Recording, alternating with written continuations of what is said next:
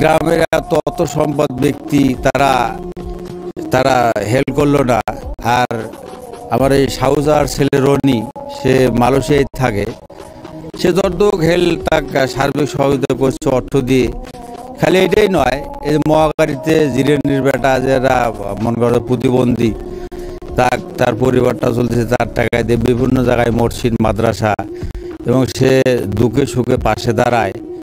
হ্যাঁ, এরকম লোক আমাদের এই ৬ নং ধাপেরহাটের দরকার। সে যদি ভবিষ্যৎ কোনো দিন সে যদি মনে করো যে ইউনিয়নের দায়িত্বে বা কোনো একটা মানে পদে সে যদি দাঁড় করানো যায়, আমার মনে হয়। আমি শুনতে পারলাম রনি নাম আমার ছোট ভাই, আমার প্রতিবেশী, ও মালয়েশিয়া প্রবাসী, মালয়েশিয়া থেকে কিছু অর্থ দান করছে।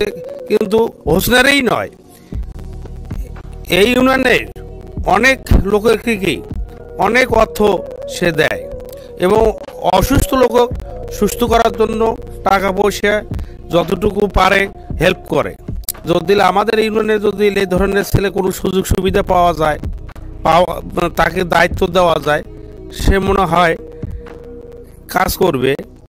নিজের জন্য কিছুর আর প্রয়োজন নাই, সব মানুষের জন্যই করবে। সাজু বরাব্বার ছেলে রনি ভাই মালয়েশিয়া প্রবাসী, তিনি ওখান থেকে আমার এই চাষির জন্য কিছু আর্থিক অনুদান পাঠিয়েছেন।